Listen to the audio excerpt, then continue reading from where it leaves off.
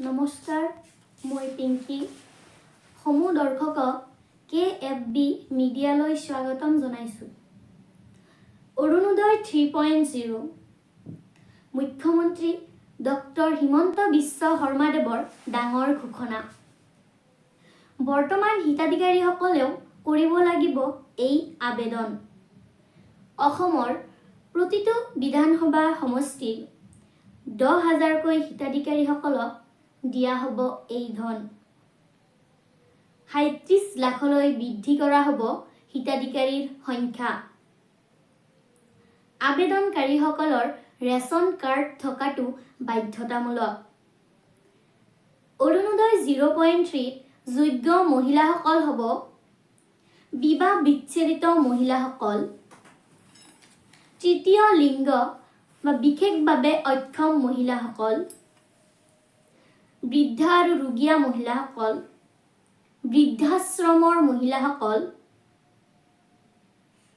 মুঠ বাৰ্ষিক উপাৰ্জন 2 লাখতকৈও কম পৰিয়ালৰ মহিলাসকলে লাভ কৰিব এই ধন। পুনৰবাৰ কৈছোঁ, শুনিব।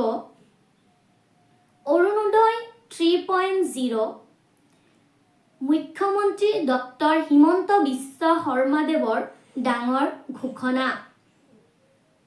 বৰ্তমান হিতাধিকাৰীসকলেও কৰিব লাগিব এই আবেদন। অসমৰ প্ৰতিটো বাৰ্ষিক বিধানসভাৰ সমষ্টিৰ 10,000তকৈ নতুন হিতাধিকাৰীক দিয়া হ'ব এই ধন। 37 লাখলৈ বৃদ্ধি কৰা হ'ব হিতাধিকাৰীৰ সংখ্যা। আবেদনকাৰীসকলৰ ৰেচন কাৰ্ড থকাটো বাধ্যতামূলক।